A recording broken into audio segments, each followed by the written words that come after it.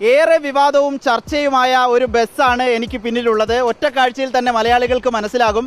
മന്ത്രിസഭ ഒന്നാകെ, മുഖ്യമന്ത്രിയും മന്ത്രിമാരും കേരളമാകെ സഞ്ചരിച്ച നവകേരള ബസ്, നവകേരള സദസ്സിനായി മന്ത്രിമാർ യാത്ര ചെയ്ത ബസ്സാണിത്. മുഖ്യമന്ത്രി ഈ ഭാഗത്തിരുന്ന് പൊതുജനങ്ങളെ കൈവീശി കാണിക്കുന്ന ദൃശ്യങ്ങളൊക്കെ വ്യാപകമായി ആ സമയത്ത് പ്രചരിച്ചിരുന്നു. ഈ ബസ്സിന് എന്ത് ചെയ്യുമെന്ന ചോദ്യമുണ്ടായിരുന്നു. ആദ്യം തന്നെ ഈ ബസ് വാങ്ങുമ്പോൾ ഗതാഗത മന്ത്രിയായിരുന്ന ആന്റണി രാജു പറഞ്ഞിരുന്നത് ഇത് പൊതുജനങ്ങൾക്കായി വിട്ടുകൊടുക്കുമെന്നതായിരുന്നു. അങ്ങനെ ഒരു പൊതുജനങ്ങൾക്കായി വിട്ടുകൊടുത്തുകൊണ്ടുള്ള ഒരു തീരുമാനം വന്നിരിക്കുന്നു. ബസ് സർവീസ് തുടങ്ങുന്നു എന്നുള്ളതാണ് വളരെ പ്രതീക്ഷ നൽകുന്ന സ്വാഗതാർഹമായ ഒരു കാര്യം, ഒരു വാർത്ത. ഇതിപ്പോൾ നമ്മൾ കാണുന്നത് ഹൈഡ്രോളിക് ലിഫ്റ്റാണ്. ഈ ഹൈഡ്രോളിക് ലിഫ്റ്റാണ് വലിയ തോതിൽ ചർച്ചയായത്. മുഖ്യമന്ത്രി ഈ ലിഫ്റ്റ് ഉണ്ടോ ഇല്ലയോ എന്ന ചർച്ചയുണ്ടായിരുന്നു. മുഖ്യമന്ത്രി ഈ ലിഫ്റ്റിൽ കയറി ഉയർന്ന് ഈ വാഹനത്തിലേക്ക് കയറുന്ന ദൃശ്യങ്ങളും വലിയ തോതിൽ പ്രചരിച്ചിരുന്നു. ഇവിടെ ഒരു സ്വിച്ചിൽ അമർത്തിപ്പിടിച്ചാൽ കാലുവയ്യാത്തവർക്ക്, വേദനയുള്ളവർക്കൊക്കെ മുകളിലേക്ക് ആയാസരഹിതമായി ഉയർന്നു വരാൻ കഴിയും എന്നുള്ളതാണ്. ഈ ലിഫ്റ്റിൽ കയറി മുകളിലേക്ക് എത്തുന്നു. മുകളിലേക്കെത്തിയാൽ ഈ ഒരല്പം നടന്ന് ഇതിനുള്ളിലേക്ക് കയറുകയും ചെയ്യാം. ഏതായാലും വലിയ തോതിൽ ആളുകളെ ആകർഷിക്കുന്ന സംവിധാനങ്ങൾ തന്നെയാണിത് എന്ന് പറയണം. കാരണം KSRTCയുടെ ചരിത്രത്തിൽ തന്നെ ഇതുവരെ ഇങ്ങനെ ഒരു സംവിധാനം ഉണ്ടായിട്ടില്ല എന്നുള്ളതാണ്. മുഖ്യമന്ത്രി ഇരുന്ന സീറ്റുണ്ടോ എന്നതായിരുന്നു രണ്ടാമത്തെ അന്വേഷണം. മുഖ്യമന്ത്രി ഇരുന്ന സീറ്റാണ്, പക്ഷേ മുഖ്യമന്ത്രി ഇരുന്ന സീറ്റ് ഇവിടെ നിന്ന് മാറ്റിയിട്ടുണ്ട്. സ്പെഷ്യൽ സീറ്റാണ് മുഖ്യമന്ത്രിക്കായി അറേഞ്ച് ചെയ്തിരുന്നത്. അത് ഇപ്പോഴില്ല, പകരം മറ്റൊരു സീറ്റ്, ഈ മറ്റ് സീറ്റുകൾ പോലെ ഒരു സീറ്റ് ഇവിടെയും പിടിപ്പിച്ചിരിക്കുന്നു. ഫ്രണ്ടിലും ഇതിൻ്റെ മുൻഭാഗത്തും ഒരു സീറ്റ് ക്രമീകരിച്ചിട്ടുണ്ട്. ഇവിടെ ഒരു വേസ്റ്റ് ബിന്നുണ്ട്.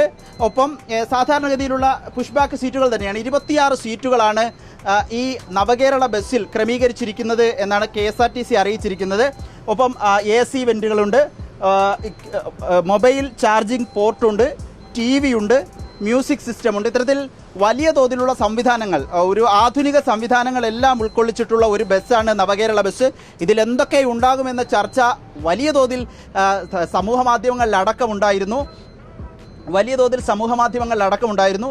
ടോയ്ലറ്റ്, സ്വിമ്മിംഗ് പൂളൊക്കെ ഉണ്ടോ എന്ന ചോദ്യമൊക്കെ ഉണ്ടായിരുന്നു. പക്ഷേ സ്വിമ്മിംഗ് പൂളൊന്നുമില്ല, ടോയ്ലറ്റ് ഉണ്ട്. ടോയ്ലറ്റാണ് ഇനി നമ്മൾ പോകുന്നത്, ടോയ്ലറ്റിലേക്കാണ്.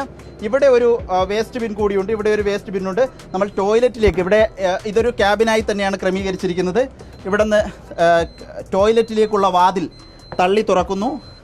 ഇവിടെ ടോയ്ലറ്റ് സംവിധാനമാണ്. നമുക്ക് കാണാം, ഈ ഇതിൻ്റെ ഇടതുഭാഗത്ത് വാതിൽ തുറന്നാൽ ടോയ്ലറ്റ് സംവിധാനം ഇവിടെ കാണാം. അത്യാവശ്യം ഈ ബസ്സിലൊക്കെ യാത്ര ചെയ്യുമ്പോൾ യാത്രക്കാർ അനുഭവിക്കുന്ന ഏറ്റവും വലിയ ബുദ്ധിമുട്ട്, ഒന്ന് വാഷ്റൂമിൽ പോകണമെങ്കിൽ എവിടെ പോകുമെന്ന ചോദ്യമാണ്. അതിനൊരു പരിഹാരമായിരിക്കുന്നു സൗകര്യമുള്ള ഒരു ടോയ്ലറ്റ് സംവിധാനമാണ് ഈ നവകേരള ബസ്സിൻ്റെ ഏറ്റവും വലിയ പ്രത്യേകത. ഗരുഡ പ്രീമിയം എന്നാണ് ഈ ബസ്സിനെ അറിയപ്പെടുക. കോഴിക്കോട് ബംഗളൂരു റൂട്ടിൽ മെയ് 5 മുതലാണ് ഇതിൻ്റെ സർവീസ് തുടങ്ങുന്നത്.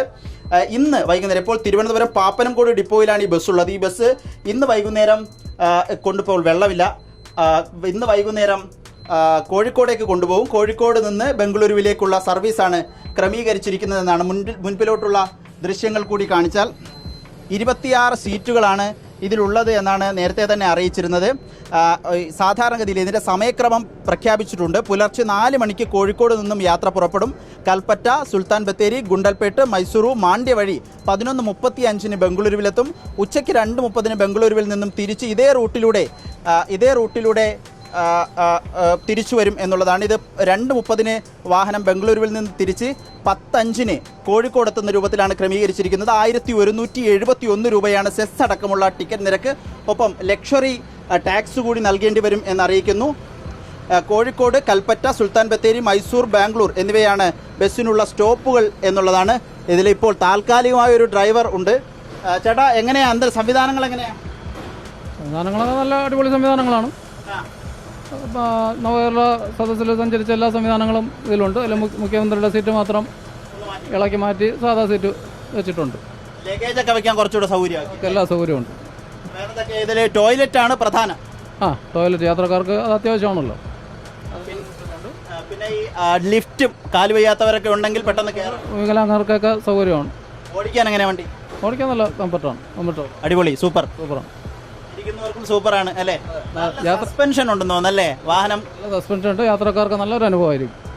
അപ്പോൾ എല്ലാവരും ടിക്കറ്റ് എടുത്ത് യാത്ര ചെയ്യുക എന്നുള്ളതാണ് ഇപ്പോൾ ഇതിനോടത്തുള്ള ഡ്രൈവർ പറയുന്നത്. നമുക്ക് ഈ ഹൈഡ്രോളിക് ലിഫ്റ്റിലൂടെ തന്നെ പുറത്തേക്ക് ഇറങ്ങാം എന്ന് തോന്നുന്നു. ഹൈഡ്രോളിക് ലിഫ്റ്റാണ് വലിയ വിവാദവും ചർച്ചയുമായത്. അത് നമ്മൾ യാത്രക്കാർ, പ്രത്യേകിച്ച് പൊതുജനങ്ങൾ കൂടി ഉപയോഗിക്കാൻ അതിൻ്റെ സൗകര്യം എത്തുന്നു എന്നുള്ളതാണ്.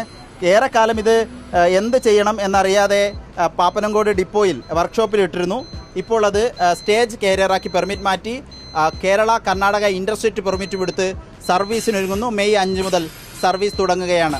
നവകേരള യാത്രയ്ക്കായി വാങ്ങിച്ച ബസ് എന്തു ചെയ്യുമെന്ന ചോദ്യത്തിന് അത് മ്യൂസിയത്തിൽ വെച്ചാൽ പോലും മൂല്യമുണ്ടാകുമെന്നായിരുന്നു ഇടത് നേതാക്കളുടെ പ്രതികരണം. എന്നാൽ മ്യൂസിയത്തിലല്ല, പൊതുജനങ്ങൾക്കായി വിട്ടുകൊടുക്കാനാണ് KSRTC തീരുമാനിച്ചിരിക്കുന്നത്. വീഡിയോ പേഴ്സൺ സന്തോഷ് ചേകവർക്കൊപ്പം റിപ്പോർട്ടർ ആദിൽ പാലോട്, ഇൻ റിപ്പോർട്ടർ, തിരുവനന്തപുരം.